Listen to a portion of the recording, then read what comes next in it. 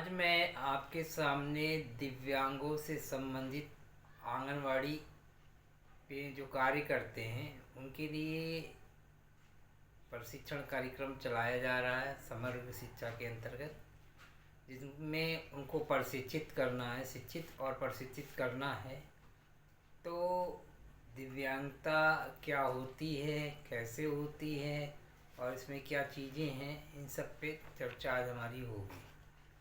आपको सबसे पहली बात तो मैं ये बता दूं कि आंगनवाड़ी प्रणाली प्रारंभिक बाल्यावस्था शिक्षा व देखभाल हेतु दुनिया की सबसे बड़ी सार्वजनिक सरकारी व्यवस्था है। ये बात आप समझिए कि दुनिया की सबसे बड़ी सरकारी व्यवस्था है जिसमें आंगनवाड़ी में आपके बाल्यकालीन शिक्षा मतलब बाल्यावस्था में जो शिक्षा और देखभाल होती है वो आंगनवाड़ी की जो सिस्टम है कार्य करने का, वह दुनिया में सबसे बड़ी सरकारी व्यवस्था के अंतर्गत आता है। इसके अंदर महिला एवं बाल विकास मंत्रालय देश भर में लगभग 14 लाख केंद्रों पर के माध्यम से 8 करोड़ से अधिक बच्चों तक नियमित रूप से पहुंच रहा है। ये बात आप समझिए कि 14 लाख केंद्रों के माध्यम से 8 करोड़ से अधिक बच्चों तक नियमित रूप से इसका जो लाभ है वो पहुंच रहा है। देश के इतिहास में ही पहली बार आंगनवाड़ी कार्यकर्ताओं के लिए दिव्यांग बच्चों की स्क्रीनिंग, समावेशन और संदर्भिता करने के लिए प्रोटोकॉल लॉन्च किया गया है।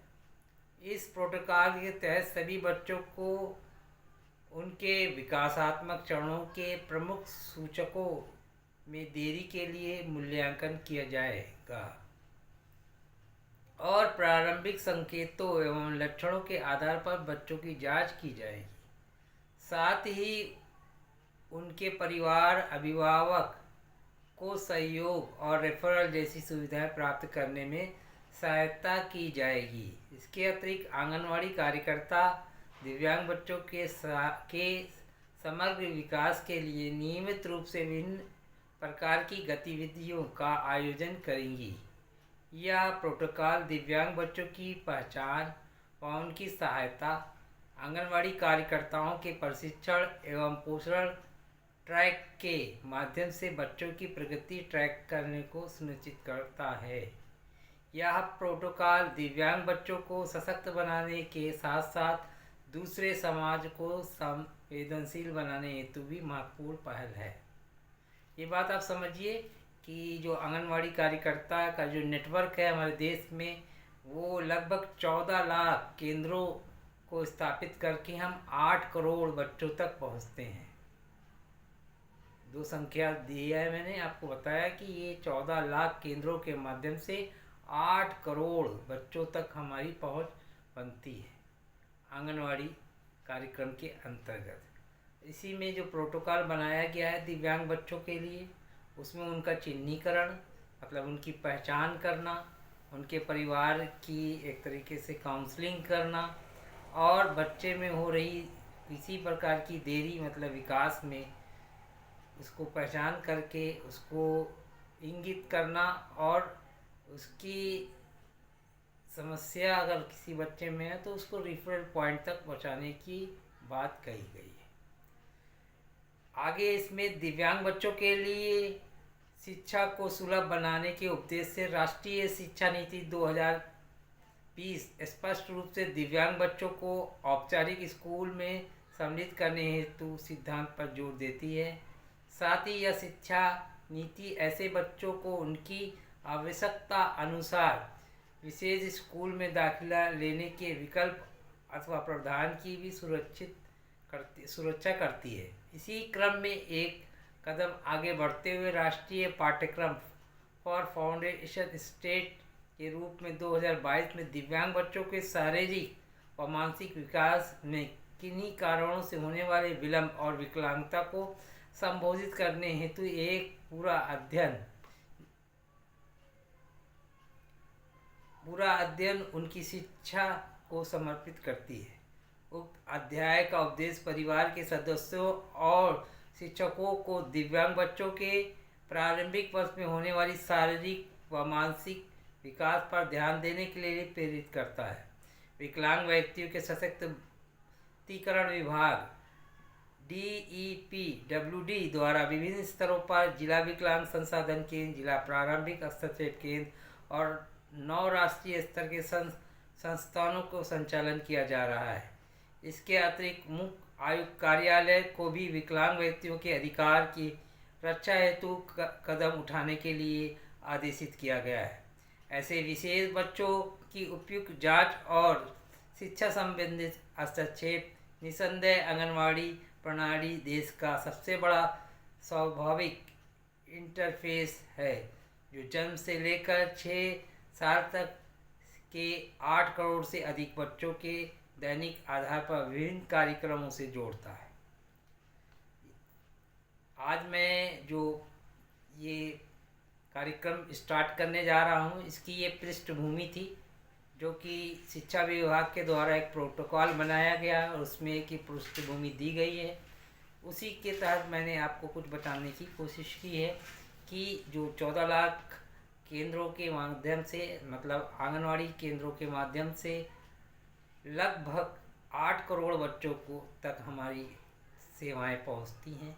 इसीलिए इन सेवाओं का विस्तार करने के लिए एक प्रोटोकॉल बनाया गया है आंगनवाड़ियों के लिए कि वह दिव्यांग बच्चों के साथ भी जुड़कर, क्योंकि जो समग्र शिक्षा अभियान या इस तरह की कोई भी शिक्षा से संबंधित व्यवस्था चल रही है, उसमें बच्चों को जोड़ने के लिए जो आंगनवाड़ी है, यहाँ पर ही अगर कोई बच्चा आइडेंटिफाई होता है, स्क्रीनिंग होती है, चिन्हीकरण होता है, उसकी समस्या समझ में आती है, तो उसको रेफरल पॉइंट तक पहुँचाना, उसका आगे की पढ़ाई कैसे होगी, इन सारी चीज़ों की समझ आंगनवाड़ी को हम प्रशिक्षण के माध्यम से देंगे। यह प्रशिक्षण तमाम ब्लॉकों में दिया जाएगा और इस प्रशिक्षण में हम दिव्यांगता के प्रकार, दिव्यांगता के बनाए गए एक्ट में जो 21 तरह की विकलांगता है, उनका आइडेंटिफिकेशन कैसे किया जाए, माइलस्टोन क्या है, डेवलपमेंटल डिले क्या होता है, रिटार्डेशन क्या है, विजुअल इम्पेयरमेंट क्या है, जितनी तरह की समस्याओं वाले बच्चे, कलर ब्लाइंडनेस क्या है, नाइट ब्लाइंडनेस क्या है, हेयरिंग इम्पेयरमेंट क्या है, डाउन सिंड्रोम क्या है, ADHD क्या है, लर्निंग डिसेबिलिटी क्या, ये थोड़ा थोड़ा मतलब ग्रास रूट लेवल पर बताने की कोशिश की जाएगी कि साधारण भाषा में बच्चों की पहचान कैसे किया जाए। तो कहने का तात्पर्य ये है कि हम इस कार्यक्रम को जब चालू करेंगे तो जो कार्यक्रम हमारा होगा उसमें यही सारी बातों को हम रखते हैं कि कैसे उनका, तो जैसे आयु में 6 माह की आयु में बच्चे के अंदर किस तरह का डेवलपमेंट होता है, जैसे संज्ञात्मक और संख्यात्मक जो डेवलपमेंट है उसका फ्रेज बनाया गया है। फिर भाषा में क्या होता है, फिर सामाजिक भावनात्मक डेवलपमेंट किस तरह का होता है, और मोटर गतिविधि या भौतिक तरीके की क्या डेवलपमेंट होता है। तो मैं 0 से 6 माह का, इसके पहले भी मैंने कई वीडियो इस तरह के डाले हुए हैं, लेकिन अभी जो नॉर्म्स के हिसाब से बात आ रही है उसके ऊपर मैं बात करता हूँ। तो 0 से 6 माह में जो संज्ञात्मक और संख्यात्मक 2 डेवलपमेंट एक ही जगह पे लिखा हुआ है, उसके बारे में बात करते हैं। मैं अपने आपस, मतलब ये जो 6 माह का बच्चा है, अपने आसपास लोगों को आने जाने संबंधित मूवमेंट देखता है। मतलब 6 महीने का बच्चे के पास अगर कोई बच्चा गुजरता है तो वो अनकता है हल्का सा, और अपने को मतलब देखने की कोशिश करता है, ऐसा देखने वाले को महसूस होता है कि हाँ ये इसका डेवलपमेंट हो रहा है, कि कोई आया कोई गया। कई सेकंड के लिए आसपास पड़े खिलौनों को टिकी लगा कर देखता है, मतलब अगर कोई खिलौना उसके पास है तो उसको देखता है, सेकंड्स के लिए होता है। इस तरह की चीज़ों को आप इंडिकेट करके पहचान करने के तरीके हैं। ये जो डेवलपमेंटल फ्रेज है उसमें ये चीज़ें आती है कि परिचित चेहरों को पहचान कर दूसरों पर मुस्कुराता है। मतलब कहने का जो 0 से 6 माह का बच्चा है, जब 6 माह का बच्चा होता है तो दूसरों को देखता है, जब उनके मूवमेंट्स को देखता है तो कहीं ना कहीं खुशी का इजहार, कभी कभी डर भी जाते हैं बच्चे और कभी कभी मुस्कुराते हैं, जैसा उनके प्रेजेंट में दिखता है, जिसे एहसास करते हैं, उस हिसाब से एक्टिविटी परफॉर्म करते हैं। आवाज़ की दिशा की ओर झुकाव होता है, मतलब किसी तरफ से अगर आवाज़ आती है तो 6 माह का बच्चा अनकता है उस तरफ, और उसने उसको आप महसूस कर सकते हैं या आइडेंटिफाई कर सकते हैं कि वह आवाज़ की तरफ, मूवमेंट की तरफ, जिधर से आवाज़ आ रही है उस तरफ झुक रहा है। अगर भूख लगी है तो वह स्तन या बोतल देखने पर मुंह खोलता है। ये बात एकदम सही है कि मतलब 6 महीने की बच्चे में अगर भूख लगती है और माँ दूध पिलाती है तो वो तुरंत मुंह खोल देता है, या उसके पास बोतल आती है तो भी तुरंत वो मुंह खोल देता है। कहने का तात्पर्य ये क्या है, ये सब संज्ञात्मक और संख्यात्मकता का प्रतीक है, और यह बच्चे के अंदर डेवलप होता है। जिज्ञासा, स्वयं के हाथों को देखना, मतलब हाथों घुमाना, इस तरह की चीज़ें होती है। अब ये तो जो डेवलपमेंट था, एक फ्रेज बताया मैंने, इसी से संबंधित है भाषा। जो लैंग्वेज डेवलपमेंट 6 महीने के बीच में होता है, जैसे रोना, कोई अलावा, जैसे बच्चा रोता है तो पैदा होता है तभी से रोने लगता है, इसके अलावा 6 महीने में कह सकते हैं ऊ आ जैसी आवाज़ें निकालता है। किसी के बात करने पर आवाज़ के साथ प्रतिक्रिया करता है, जैसे बाबू या इस तरह के कोई शब्द हम बोलते हैं तो कहीं ना कहीं वो रिस्पॉन्स करता है 6 महीने का बच्चा। ये भाषा का डेवलपमेंट उसका दिखता है 6 महीने का। इसी तरह से जो और पहले का है, जैसे मुंह से थूक निकालना, अपने में हंसना, जिसे सोशल स्माइलिंग कहते हैं, थूक निकालने को बबलिंग कहते हैं, इस तरीके की प्रक्रिया छोटी अवस्था में 2 महीना 3 महीने के बीच में भी होता है। लेकिन ये 6 महीने में क्या करता है, आ ऊ इस तरह की आवाज़ निकालता है और आपकी आवाज़ के प्रति प्रतिक्रिया भी करता है। इसी तरह सामाजिक भावनात्मक डेवलपमेंट क्या होता है, बहुत ही नज़दीकी तरीके से बच्चे के साथ आंगनवाड़ी सहायिका को ये समझना होगा कि हाँ ये बातें करता है। बड़ा साधारण तरीके से इसको समझाने की कोशिश भी की जाएगी कि बात करते या उठने पर शांत हो जाता है। आप उससे बात करिए अगर, या उसे उठा लीजिए तो कहीं ना कहीं शांत हो जाता है। जब आप उससे बात करते हैं या मुस्कुराते हैं तो बच्चा भी मुस्कुराता है, कि प्रतिक्रिया करता है। 6 महीने के बच्चे से अगर आप बात करें, बाबू आज क्या खाएगा, ये ऐसा करेगा, आज बहुत ठंडी पड़ रही है, इस तरह की बात हम करते हैं, तो वो भी कहीं ना कहीं आपसे कम्युनिकेट करता है, मुस्कुराता है, या गूंगा जो भी करता है वो करता है। आप ध्यान आकर्षित करने आपका ध्यान आकर्षित करने के लिए प्रतिक्रिया देता है वो। नेक्स्ट होगा कि ध्यान आकर्षित करने या बनाए रखने के लिए आपको देखता है, हिलता है या आवाज़ करता है। माता पिता की आवाज़ में शांत हो जाता है। अगर मम्मी पापा की आवाज़ मिलती है तो कहीं ना कहीं उसको एक अलग तरीके का इमोशनल रिलेशनशिप माँ और बाप से बनता है, और बच्चा और गोदी में आते भी शांत हो जाता है, रो रहा है तो शांत हो जाता है ना। तो इस तरह की जो सामाजिक भावनात्मक डेवलपमेंट है उसकी हम बात कर रहे हैं। अब मोटर भौतिक जो डेवलपमेंट है, मीन्स जो हाथ पैर का जो मोटर डेवलपमेंट हमारा होता है, उसमें यह क्या करता है, पेट के बल लेटने पर सिर ऊपर की ओर उठा कर रखना पाता है, मतलब नेक होल्डिंग हो जाती है बच्चा, और ऐसे गर्दन को उठा के पेट के बल जब होता है पलटी मार के तो गर्दन को उठाता है अपना, ये आपने देखा होगा। दोनों बाहों और दोनों पैरों को हिलाता है, मीन्स दोनों, ये देखिए ये बताने का तात्पर्य है, अभी मैं बताऊंगा लास्ट में, कि दोनों पैरों को भी हिलाता है और दोनों बाहों को भी हिलाता है। मुट्ठी को खोलना या बंद करना भी वो इस समय करता है। नेक्स्ट करता है कि 3 से 5 महीने के बीच में सर स्थिर रखता है, मतलब नेक होल्डिंग उसकी आ जाती है। ये बहुत इंपॉर्टेंट है कि जैसे जब बच्चा पैदा होता है तो माँ उसको जब स्तनपान कराती है तो उसकी गर्दन के पास या सर के पास हाथ लगाती है, मतलब उसका सर झूलने जाता है, मतलब उसके अंदर वो पावर नहीं होता जिसे हम नेक होल्डिंग कहते हैं। लेकिन 3 से 5 माह के बीच स्थिरता आने लगती है और उसकी नेक होल्डिंग होने लगती है, अर्थात अपने से वो अपनी गर्दन को संभालने का लगता है। किसी बड़े खिलौनों या अन्य वस्तुओं पर झूमने के लिए अपने हाथ झूलने पर के लिए अपने हाथों का उपयोग करता है। मुंह पर हाथ लाना, मतलब कि खिलौने के साथ हाथ उठाना, इस तरह की चीज़ें कहीं ना कहीं परफॉर्म्स करता है। अब ये जो मैंने आपको संज्ञात्मक या संख्यात्मक या भाषा या सामाजिक भावनात्मक या मोटर भौतिक, ये सारे डेवलपमेंट के बारे में 0 से 6 माह के बीच में जो मैंने बात की, ये बात की कि एक नॉर्मल चाइल्ड डेवलपमेंट का फ्रेज है कि नॉर्मल बच्चा अगर आपका है तो ये एक्टिविटी आपका बच्चा करता है। लेकिन अगर ये बच्चा दिक्कत में है किसी प्रकार की, तो ये सारी बाधा, ये जितनी भी चीज़ें हैं, ये आज जैसे मैंने बताया ना कि नेक होल्डिंग 3 से 5 माह में करने लगता है। लेकिन अगर सीपी का बच्चा है, पैरालिसिस बच्चा है, तो उसकी गर्दन लुंज पुंज रहेगी, मुंह नहीं खोल पाएगा। जैसे माँ दूध पिलाती है तो बच्चा मुंह खोल देता है, या नप्पल या बॉटल लगाई जाती है तो भी मुंह खोल देता है। लेकिन अगर दिव्यांग बच्चा है, स्पेशल चाइल्ड है, किसी तरह की समस्या है, तो शायद वो सकिंग पावर उसके अंदर ना हो, घूट ना पा रहा हो, मुंह ना खोल पा रहा हो।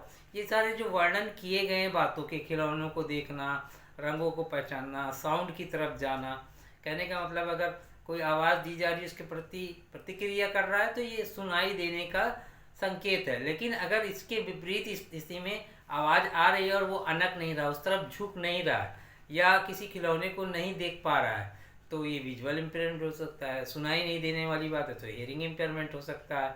और जो आपके शांत हो जाता है या रोता ही चला जा रहा है, शायद और कोई प्रॉब्लम हो सकती है, सेरेब्रल पॉल्सी की हो सकती है, या किसी तरह की। यह बहुत जल्दी चीज़ों को समझने की बात है कि यहाँ पर हम स्क्रीनिंग जो असेसमेंट फॉर्म है उसको रख के सामने बात कर रहे हैं आपके सामने कि ये चीज़ अगर नहीं करता है 6 माह के बीच तो बच्चा शंका में आता है, डेंजरस जोन में आता है, क्योंकि रेफरल पॉइंट्स पे जाए, अर्ली आइडेंटिफिकेशन हो, कि डायग्नोसिस हो कि बच्चे के अंदर किस तरह की समस्या है, जिससे उसकी आगे की इंटरवेंशन सर्विस प्रोवाइड करा जाए। आंगनवाड़ी की समझ बनने के लिए मैंने ये एक छोटा सा प्रयास किया है।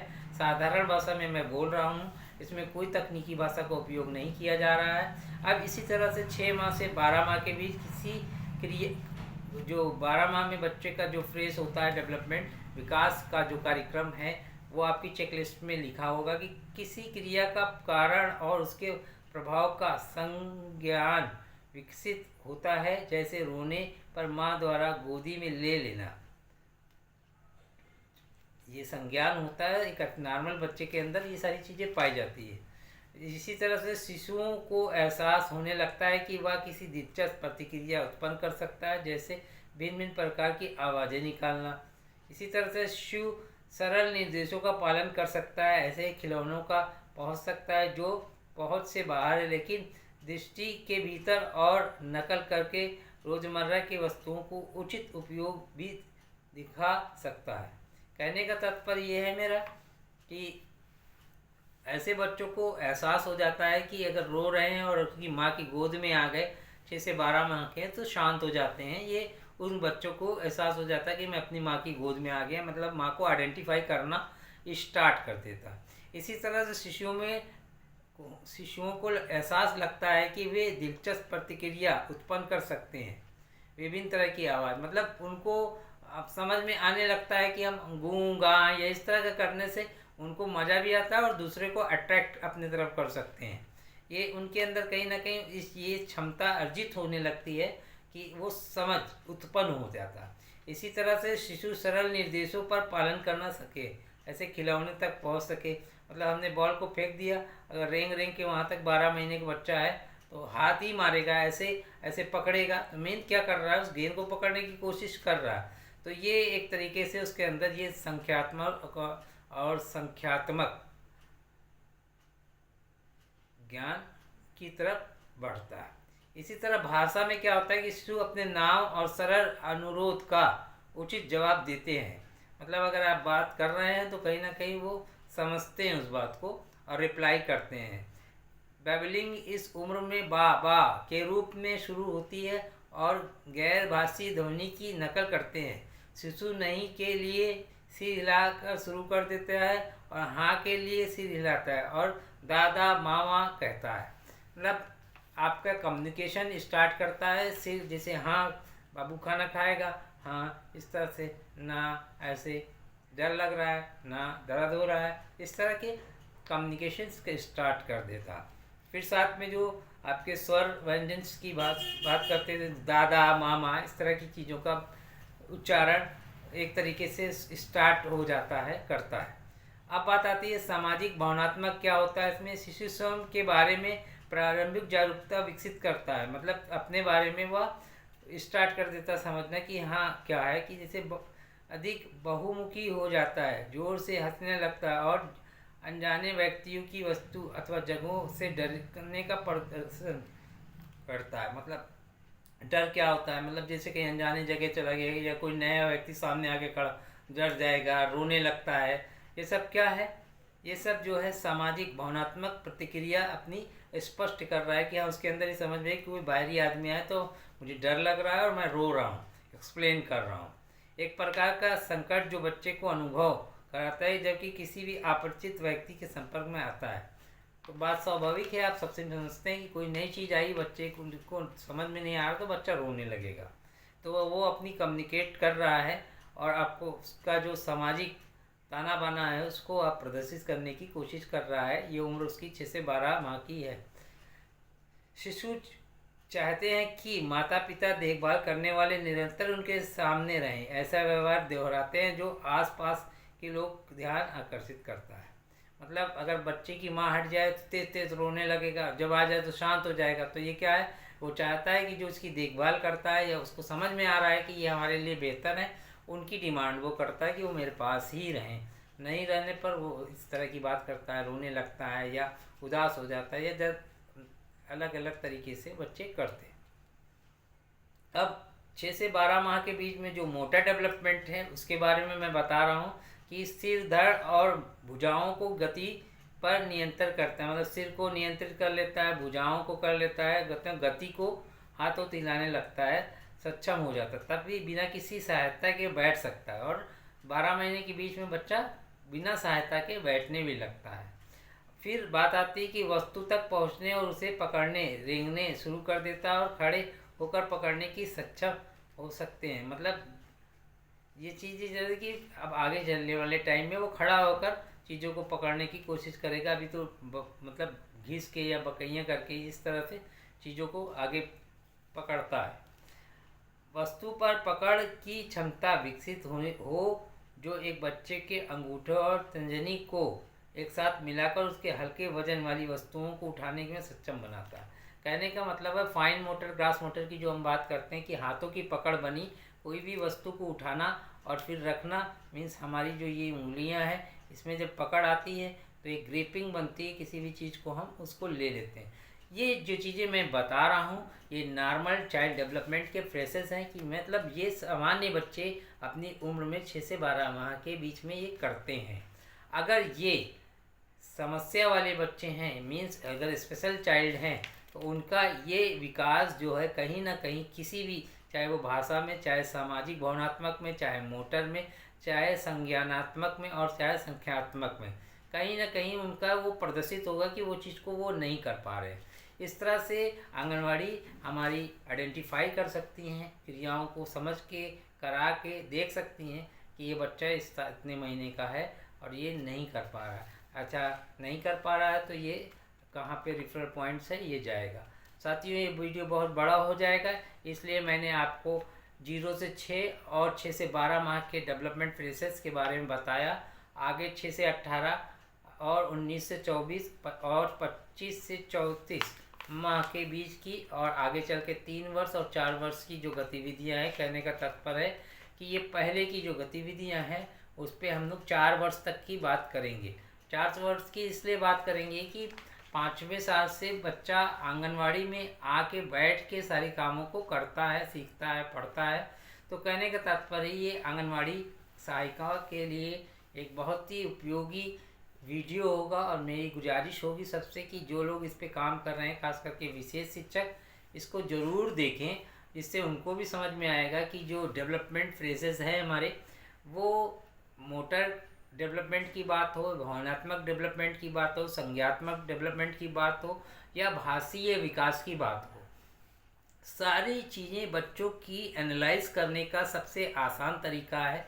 प्रत्येक आंगनवाड़ी के घर में एक माँ है और वह उनके घर में बच्चे रहे होंगे, उनके बच्चे अपने बच्चे होंगे, पास पड़ोस के बच्चे होंगे और फिर आंगनवाड़ी के बच्चे होंगे। तो पहले अपने बच्चे को दिमाग में लाएं कि अगर मेरा बच्चा पैदा हुआ था तो शुरुआती दौर में सबसे पहले वो रोया था, रोने के बाद सोया था और सोने के बाद रोया था। तो इस बीच कम्युनिकेशन करने से जब वह सोता था और रोता था तो बच्चे का कम्युनिकेशन जब पैदा हो थोड़ी देर के बाद की बात मतलब थोड़े घंटों की बात कर रहे हैं, तो जैसे ही रोता है तो ये बच्चे के अंदर किसी न किसी चीज़ को डिमांड करने की संदेश करता है कि मुझे ये चाहिए, या मेरा जो बिस्तर है वो गीला हो गया है या पीला हो गया है, तो भी बच्चा रोता है। लेकिन अगर उसको हम बदल देते हैं और फिर सूखे में लिटा देते हैं तो वो शांत हो जाता है। ये आपसे कम्युनिकेशन कर रहा है। और इस समय बच्चे की जो सीखने की, मैं बोल सकता था लर्निंग या अधिगम, इसीलिए मैं बहुत साधारण भाषा में कि सीखने की जो शक्ति होती है वो बहुत प्रबल होती है उस समय, और बहुत आसानी से उस चीज़ को गेन करता है।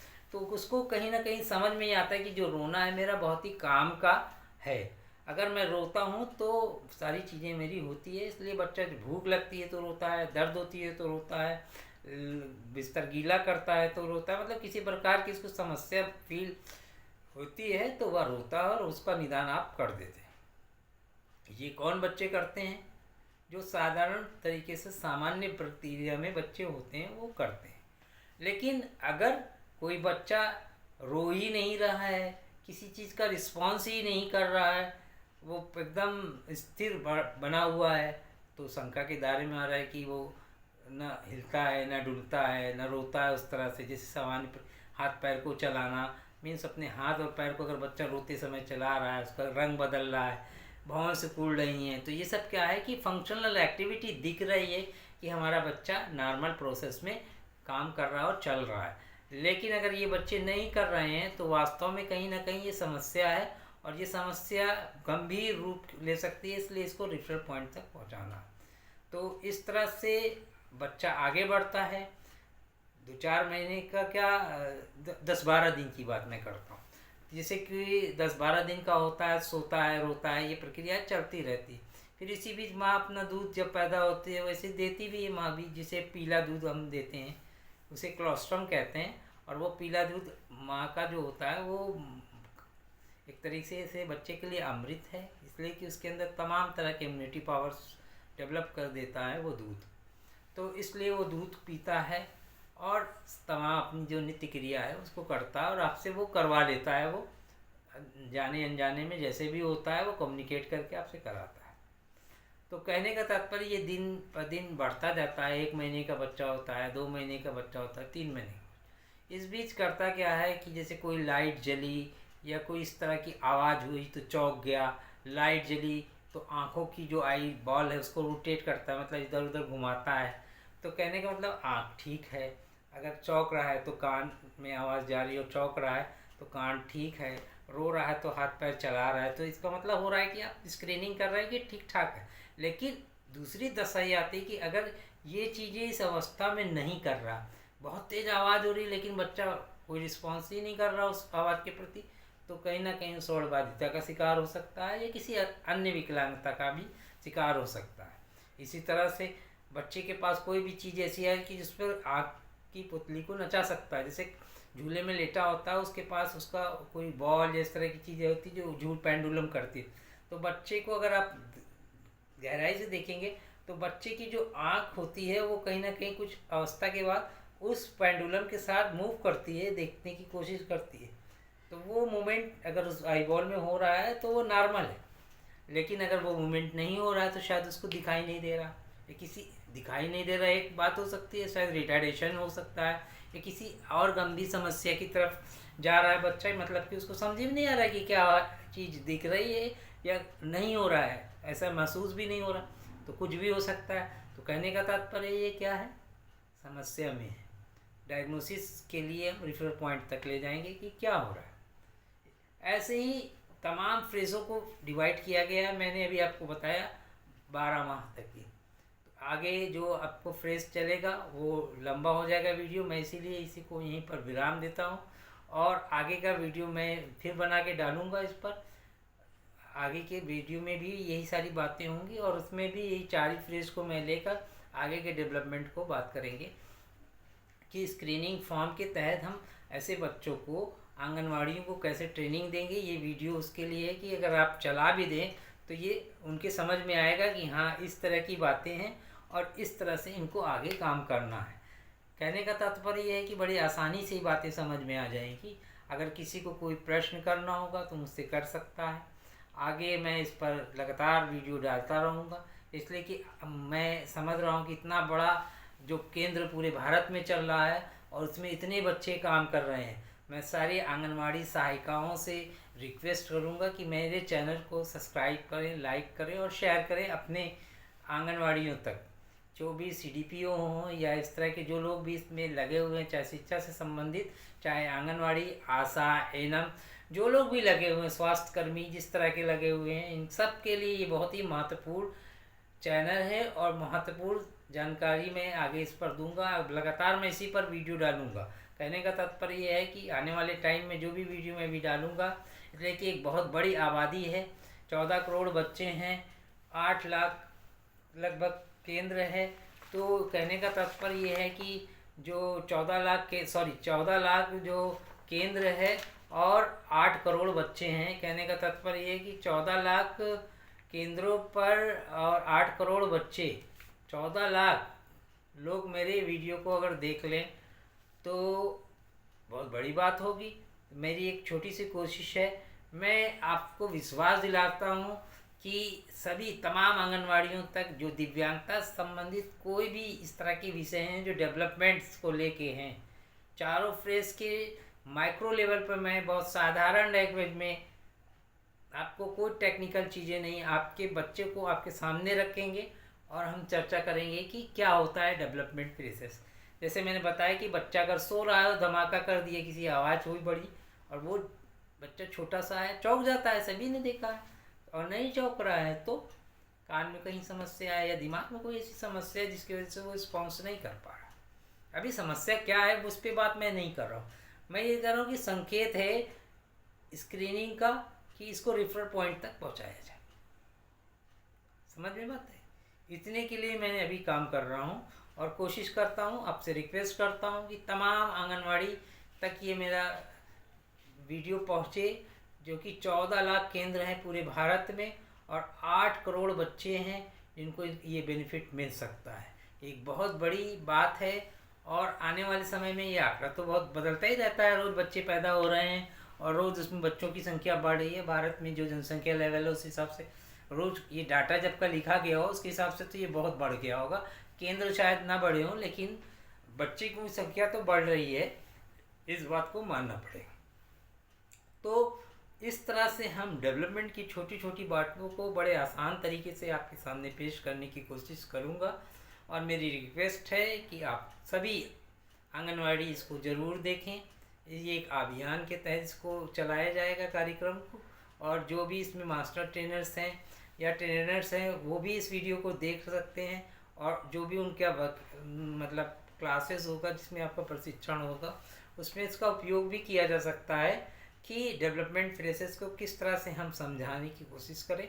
अपने बच्चों को आप सामने रखिए अपने, और आप एक बार मंथन कीजिए कि मेरा बच्चा किस किस प्रक्रिया से बड़ा हुआ है, 18 साल की अवस्था तक आया है, 6 साल में क्या किया था, 4 साल में क्या किया, अभी तो हम लोग 12 महीने पे हैं, 13, 14, 15, 16 में क्या किया, 17 महीने में क्या किया, 18 महीने में क्या किया। ठीक है, तो पहले बैठता है कि पहले बकैया करता है कि पहले कौन सी अवस्था आती है, हाथ पैर को कैसे करवट करता है, गर्दन को कैसे संभालता है, करवट करने के बाद फिर आगे पीछे को सिरकता है, ये सारे प्रोसेस हैं। अगर ये बच्चा नहीं कर रहा है तो गड़बड़ है, और गड़बड़ है तो रेफरल पॉइंट तक जाना है, डायग्नोसिस होना है, टेस्ट होना है, असेसमेंट होना है। आप सिर्फ स्क्रीनिंग कर रहे हैं बच्चे को, स्क्रीनिंग के माध्यम से आप बच्चे को अलग कर रहे हैं कि इस बच्चे में कहीं ना कोई गड़बड़ी या समस्या है जिसके लिए निदान करने की ज़रूरत है। और समस्या अगर तुरंत पता चल जाती है तो निदान करना आसान होता है और फिर उस पर कार्य करना आसान होता है, इसलिए समस्या की गंभीरता कम हो जाती है। इसलिए बहुत ही इम्पोर्टेंट, शिक्षा विभाग का मैं बहुत बड़ा आभारी हूँ कि इस तरह के कार्यक्रम की बात सोची गई और इम्प्लीमेंटेशन कराया जा रहा, खासकर आंगनवाड़ी को इसमें कोरिलेट करके। ये बहुत ही बधाई के पात्र हैं आप लोग जो इसको कर रहे हैं। Thank you so much. मैं अपनी वाणी को यहीं पर विराम देता हूँ, मिलूँगा नेक्स्ट वीडियो में, आपके पास होऊंगा और फिर हम आपसे बात करेंगे कि बच्चे के डेवलपमेंट्स में जो फ्रेजेस है, खास करके अभी मैंने आपके सामने 6 से 12 माह की बात की है, आगे मैं 12 से 18 और 19 से 24 माह और 25 से 34 माह फिर बात करेंगे। 3 फ्रेशर्स में नेक्स्ट टाइम में हम आपके साथ बात करेंगे। Thank you so much.